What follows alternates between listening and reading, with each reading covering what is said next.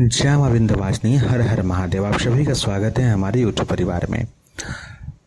लगातार पूजा करते हैं।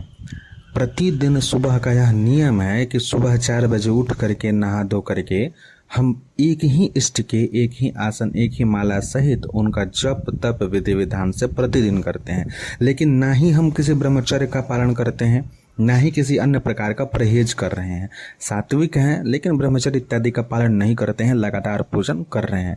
ऐसी स्थिति में क्या होगा? दूसरा है कि हम पूजन पाठ तो प्रतिदिन नियम से कर रहे हैं, लेकिन उसके पश्चात हमारी दिनचर्या ऐसी है या हमारा स्वभाव ऐसा है, ऐसे परिवार में हमारा पालन पोषण हुआ है कि हम मांस इत्यादि का भक्षण करते हैं, मद्यपान इत्यादि भी करते हैं। इन दोनों ही परिस्थिति में क्या किसी व्यक्ति को किसी प्रकार की सिद्धि या कृपा प्राप्त हो सकती है अथवा नहीं हो सकती है? होगी तो कैसे होगी या क्या होगी, और उसका कितने समय तक कैसा क्या प्रभाव रहेगा, क्या वो लंबे समय तक चलेगा अथवा नहीं चलेगा? इन सभी विषयों को आज हम अच्छे प्रकार से समझेंगे, क्योंकि यह प्रश्न आ जाता है ना कि भैया आप बोलते हैं कि विधि विधान और नियम से चलना। हम तो ऐसे लोगों को देखे हैं जो भले एक समय में सही से पूजा करता हो, लेकिन दिन भर वो तो खाता पीते रहता है, इधर उधर वो मारते चलता है, लेकिन उसके साथ तो सब चीज अच्छा हो रहा है। आखिर ये कैसे हो रहा है? तो इस विषय को आज हम समझेंगे। यहाँ पर पुण्यों की प्रबलता की बात अभी पहले के पूर्व पुण्यों की बात नहीं हो रही है, बल्कि पूरी तरीके से, एक तरीके से बोला जाए तो जो आध्यात्मिक विज्ञान सम्मत विषय है उसको लेकर के बात की जाएगी। आप सभी से निवेदन है, अगर नए हैं तो चैनल को जरूर सब्सक्राइब करें, वीडियो को लाइक करें। आपको कोई प्रश्न हो तो कमेंट करें। टेलीग्राम ग्रुप का लिंक, सिद्ध सावरी विद्या नामक यूट्यूब चैनल का लिंक और फेसबुक पेज का लिंक वीडियो के डिस्क्रिप्शन में है। आप सभी वहां अवश्य हमारे साथ जुड़ें। देखिए, जब सुबह के समय में ब्रह्म मुहूर्त में कोई व्यक्ति उठता है, 8 बजे से पहले तक का समय जो है देव पूजन के लिए मध्यम स्तर तक का माना गया है। उत्तम तो ब्रह्म मुहूर्त होता है और मध्यम 8 बजे तक का माना जाता है। 8 बजे के बाद का पूजन फिर देव शक्ति और स्वरूप के ऊपर निर्भर करता है कि आप किसकी सेवा पूजा कर रहे हैं। वैदिक रूप से तो मान्यता नहीं मानी गई है, लेकिन तंत्रोक्त रूप से विभिन्न देवों के अनुसार उसकी कृपा प्राप्ति या उनका प्रभाव और फल मिल सकता है।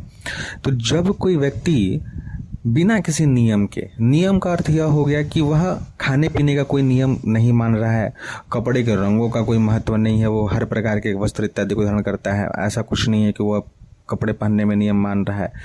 अपने मित्रों के साथ, सगे संबंधियों के साथ कहीं घूमने जाने या प्रतिदिन की जो उसकी दिनचर्या है उसमें किसी प्रकार के नियम को नहीं मान रहे हैं, मांस मदिरा इत्यादि का सेवन कर रहे हैं, लेकिन उसके पश्चात भी उनको पूजन पाठ संबंधित विभिन्न अनुभव हो रहे हैं। सिर्फ इतना ही नहीं, जब वो सोते हैं तो उनको पूर्वाभास इत्यादि के लिए स्वप्न में संकेत मिल जाता है।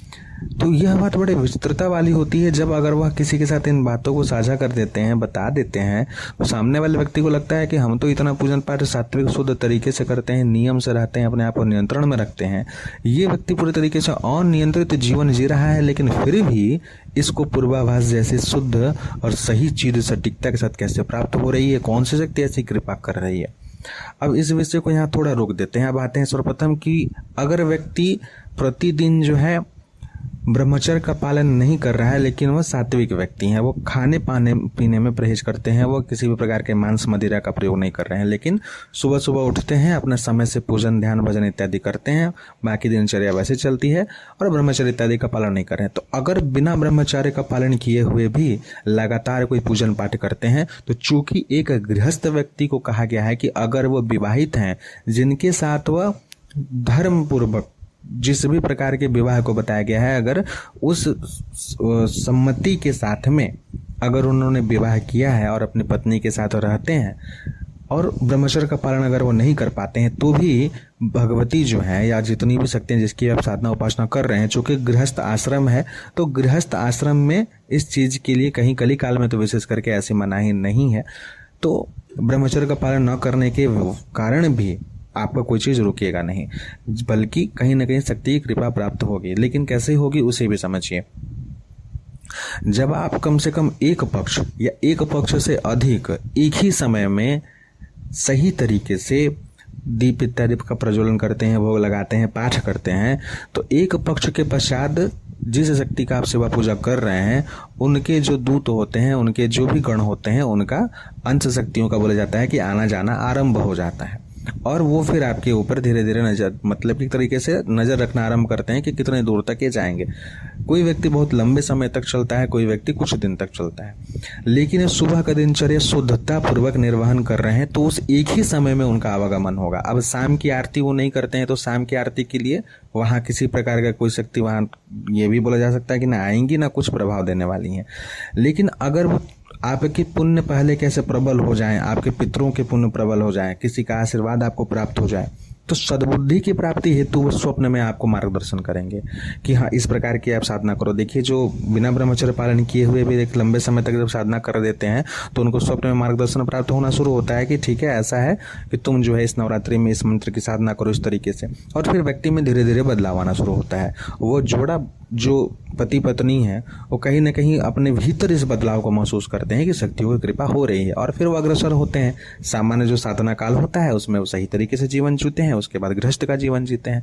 तो इस प्रकार से कृपा प्राप्ति होती है, बिल्कुल होती है, इसमें कोई दो राय नहीं है। अब अगर वो ये विषय अलग हो जाता है कि वो तंत्र पीड़ित हैं तो उसमें क्या दिक्कतें होंगी नहीं होंगी, ठीक है, किसी प्रकार का कोई लाग लांछन लगा है तो वो किस प्रकार से, वो विषय अलग हो गया, उसकी चर्चा भी यहाँ नहीं करते हैं। अब आते हैं उस विषय पे कि जो व्यक्ति मांस मदिरा इत्यादि का सेवन कर रहा था, ब्रह्मचर्य का पालन भी नहीं कर रहा था, लेकिन उसके बावजूद भी यहाँ तक कि लंपट व्यक्ति भी जो है उनके ऊपर भी कृपा होते हुए देखी गई है। उसके पीछे का कारण क्या है, कैसे है, उसे भी समझ लीजिए। जब कोई एक व्यक्ति इस प्रकार के कृत्यों को करता है और सेवा पूजा भी करता है, दो चीजें हो सकती हैं। पहला कि जब वो पूजन करना आरंभ कर देगा तो उनके घर की जो भी शक्ति होंगी, उनके घर की जो भी चीजें होंगी, अथवा कोई उपेक्षित शक्ति, लोक शक्ति जो कि उनके स्थान के आसपास, उनके घर के आसपास या कहीं पर होंगी, उनको अगर कहीं ना कहीं उस क्षेत्र के अधिपति के द्वारा नियुक्त कर दिया जाएगा कि भाई आप जो है यह पूजा लो, ठीक है। ये सभी चीजें कहीं ना कहीं अगर आप तंत्र रूप से जाओगे देखोगे तो एक अलग ही विषय हो जाता है। व्यक्ति जीवित अवस्था में जिन शक्तियों की सेवा पूजा करता है, कलयुग के अनुसार बोलो, तंत्र क्षेत्र के अनुसार बोलो, उसी स्वरूप को प्राप्त करते हुए इस लोक में भी विचरण करना पड़ता है। तो अगर उस स्थान में, उस क्षेत्र में कोई वैसी शक्ति है जिनका स्वरूप वैसा है तो उनको सब सर्वप्रथम वहां दिया जाता है कि भाई आप जो है इनकी निगरानी में रखो, इनकी पूजा को लो, इनको आगे बढ़ाओ। जैसा उनको स्वतंत्र अधिकारी है उस क्षेत्र के अधिपति के द्वारा, जैसे क्षेत्रपाल बोलिए, जो भी बोलिए, जो शक्ति है उनके द्वारा दी जाएगी। तो सर्वप्रथम वो उस चीज का अवलोकन करेंगे, देखेंगे। तो वो जब जा करके सुबह का उनका पूजा, जैसे मान लीजिए कि वो 10 मिनट का ही पूजा कर रहे हैं तो 10 मिनट के लिए उनको मन में शांति प्राप्त होगी, वो शक्ति का वहां आना जाना आरंभ हो जाएगा। वो जो गण होंगे, जो सेवक होंगे, वहां आएंगे और देखेंगे, उस चीज को ग्रहण करेंगे, उनका अधिकार क्षेत्र में वो आ गया रहेगा।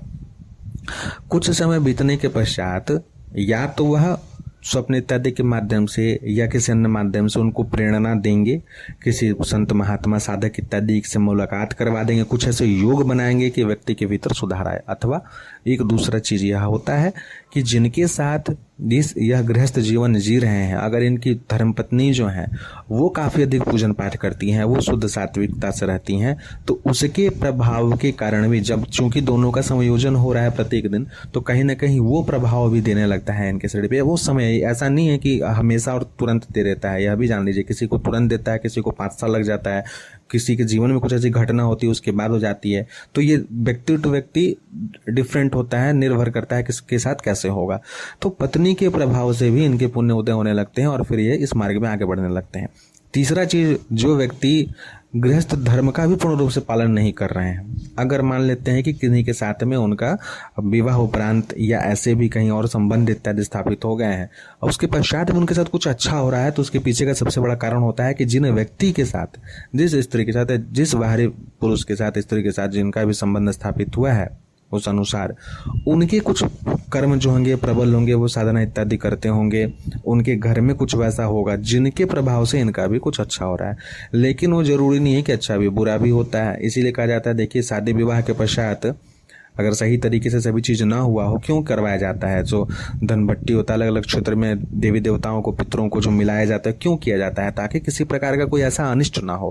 क्योंकि दो ऊर्जा जब आपस में मिलेंगी, अगर वो सही प्रकार से संतुलित नहीं होंगी, तो चाहे आप उसे कुंडली का दोष मानिए या अन्य प्रकार के देवी देवता योगिनी का दोष मानिए, जीवन में उथल पुथल मचा ही देगी। शादी के पश्चात अगर पत्नी जो है पति की बातों को नहीं मानती है, घर की देवी देवताओं का उपेक्षा करती हैं और वो हर चीज को नकारात्मक तरीके से अगर लेती हैं, पति का परिवार बहुत पूजन पाठ करने वाला, धर्म सम्मत चलने वाले, इन सभी प्रकार से हैं, तो कहीं ना कहीं दंड रूप में पत्नी के साथ कुछ आकस्मिक ऐसी दुर्घटना इत्यादि हो ही जाती है कि उसे कष्ट जीवन में मिलने लगता है।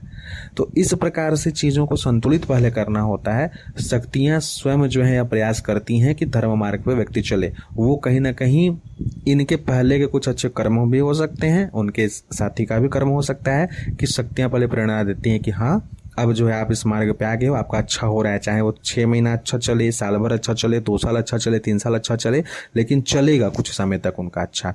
कुछ समय तक अच्छा चलने के कारण उसी समय में जो दूसरे लोग होते हैं जो बहुत पूजन पाठ करते हैं, वो देख करके उनको लगता है कि अरे ये तो भाई पीता खाता है, ऐसे रहता है, लेकिन इसके साथ अच्छा हो रहा है, तो वो उनका वो समय चल रहा होता है। और उसके पश्चात जब वो गिरते हैं, अगर वो नहीं संभलते हैं, तो फिर जब गिरते हैं तो ठोकर खाने लगते हैं, फिर वो संभलने का प्रयास भी करते हैं तो सही से संभल नहीं पाते हैं, क्योंकि उस समय शक्ति कृपालु थी। अब अगर आप जाइएगा तो भैया उनमें भी एटीट्यूड है, वो भी अपना भाव खाएंगे, वो भी देखेंगे कि भाई हम इतना दिन तुम्हारा साथ दिए, तुम तो मेरे को महत्व दिया नहीं, तो अब भुगतो, अब हम क्यों माने तुम्हारी बात, तो क्यों तुम्हारे साथ चले। ठीक है, तो इस प्रकार से ये चीजें होती हैं। तो अगर व्यक्ति लगातार पूजन पाठ करता है गृहस्थ धर्म में रहते हुए भी, तो भी उसे शक्ति की कृपा और अप्रत्यक्ष सिद्धि मिलती है, किन्हीं किन्हीं को सही तरीके से मार्गदर्शन मिलता है। अगर वो निष्ठापूर्वक गृहस्थ धर्म का पालन करते हैं, अगर कोई पति पत्नी दोनों साधक हैं, तो भी उन दोनों को अप्रत्यक्ष रूप से काफी उच्च कोटि की सिद्धि मिल जाती है। इसमें भी कोई दो राय नहीं है अगर धर्मपूर्वक वो चल रहे हैं तो। आशा करते हैं आज के वीडियो से आप सभी को लाभ प्राप्त हुआ होगा। जय मां विंध्यवासिनी, हर हर महादेव।